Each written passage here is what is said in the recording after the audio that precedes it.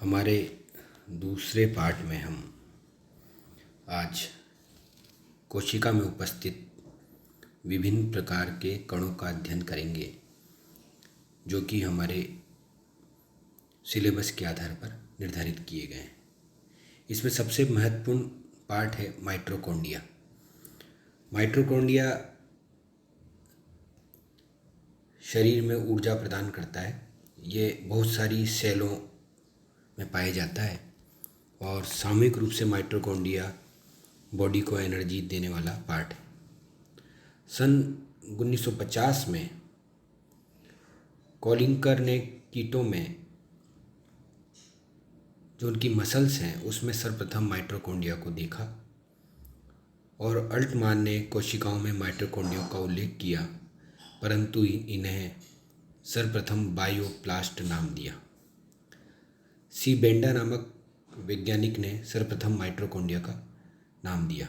कोशिका द्रव्य में बहुत से सूक्ष्म रोड शेप्ड, स्पेरिकल तथा फिलामेंट कोशिकांग होते हैं, जिन्हें हम माइटोकॉन्ड्रिया या कॉन्ड्रियोसोम कहते हैं। ये बैक्टीरिया तथा ब्लू ग्रीन एल्गी या शैवालों की कोशिकाओं को छोड़कर जंतु और प्लांट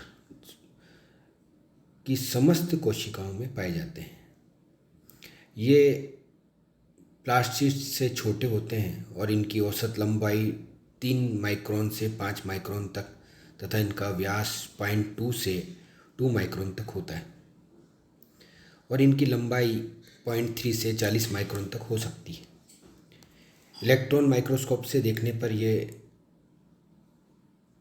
प्रकट होता है कि इनके चारों ओर झिल्ली की दोहरी परत होती है और 2 परतों में से बाह्य मेम्ब्रेन सपाट होती है, परंतु इनर मेम्ब्रेन विभिन्न स्थानों पर अंदर की ओर मुड़ी होती है, जिन्हें हम मैट्रिक्स कहते हैं। ये हाथों की उंगलियों की तरह मुड़कर माइक्रोविलाई बनाती है, जिन्हें फेरी विस्लिंग ने ट्यूब्यूली नाम दिया, तथा अंदर वाली कला बहुत छोटी छोटी चपटी पट्टिकाएँ बना लेती हैं, जिन्हें हम क्रिस्टी कहते हैं।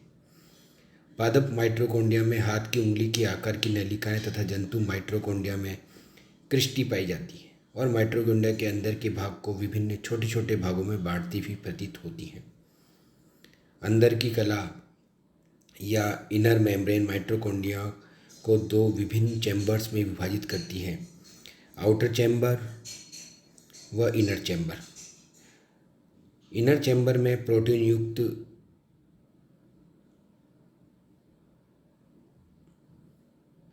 होमोजेनियस जेल लाइक पदार्थ भरा होता है, जिसे हम माइटोकॉन्ड्रियल मैट्रिक्स कहते हैं, और दोनों कलाओं के बीच के स्थान पर इंटरमेम्ब्रियन स्पेस में एक तरल पदार्थ भरा होता है।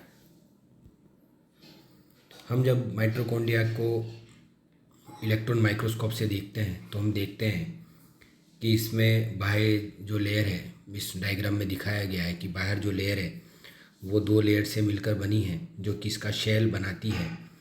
माइटोकॉन्ड्रिया के अंदर सिस्ट भी होते हैं जो पिन आकार के शेप के हैं, और इसके अंदर मैट्रिक्स दिखाया हुआ है, इंटर क्रिस्टल स्पेस होता है, इसमें डीएनए भी पाया जाता है।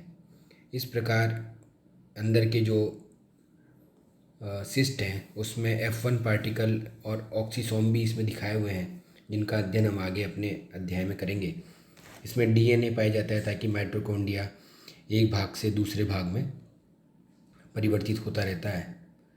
और इसमें जो F1 पार्टिकल या ऑक्सीसोम जो होते हैं वो पिन हेडल पार्टिकल होते हैं, जिसमें हेड अंदर की तरफ और उसका बेस सिस्ट की लेयर से जुड़ा हुआ होता है।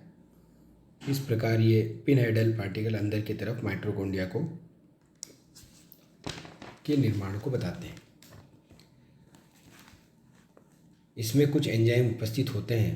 दोनों कोष्ठकों का मैट्रिक्स पूर्ण रूप से एक दूसरे से अलग नहीं होता, क्योंकि अंदर की कला इन्हीं पर ही आच्छादित रहती है।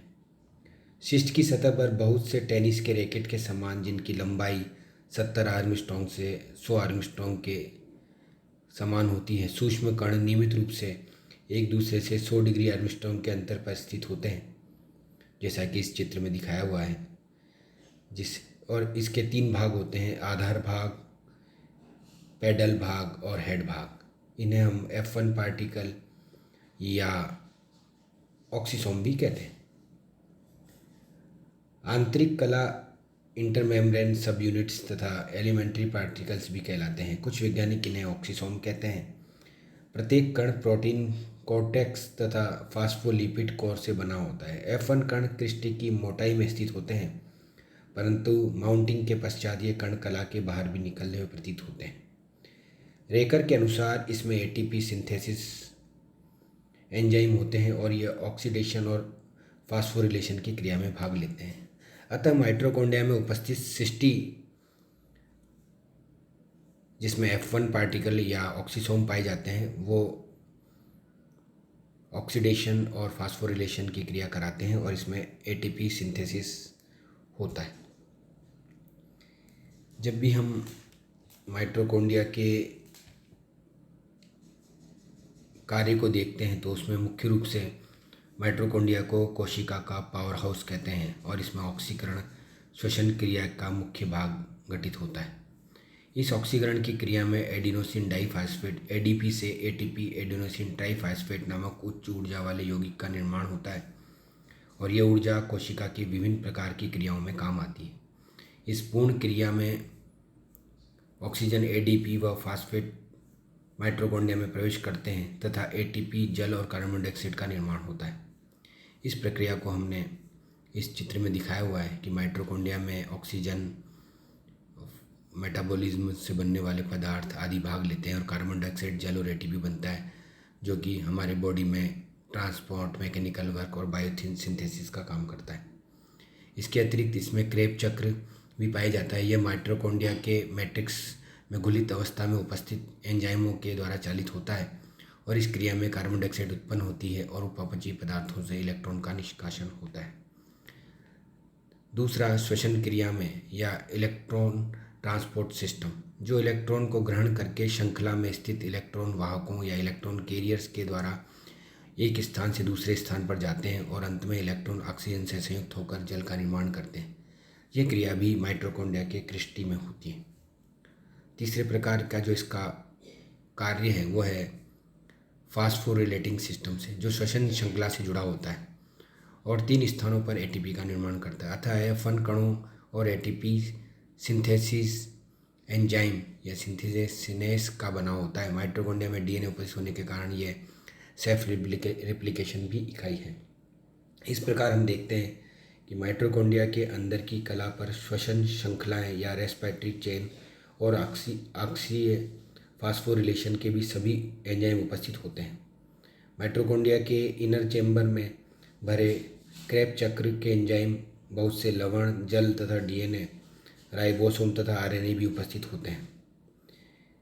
क्लोरोप्लास्ट की तरह ही माइटोकॉन्ड्रिया में DNA, RNA व राइबोसोम की उपस्थिति यह इंगित करती है कि अर्ध रूप से सेमी ऑटोनोमस कोशिकांग हैं, क्योंकि इनमें स्वजनन की शक्ति होती है, अर्थात ये अपना सेल्फ रेप्लिकेशन कर सकते हैं और कोशिका के अंदर ही इनमें नया प्रोडक्शन हो सकता है। इस प्रकार हम ये देखते हैं कि माइटोकॉन्ड्रिया कोशिका का पावर हाउस है और ये सेल को पावर प्रदान करता है, जिससे कि हमारे बॉडी को एनर्जी मिलती है।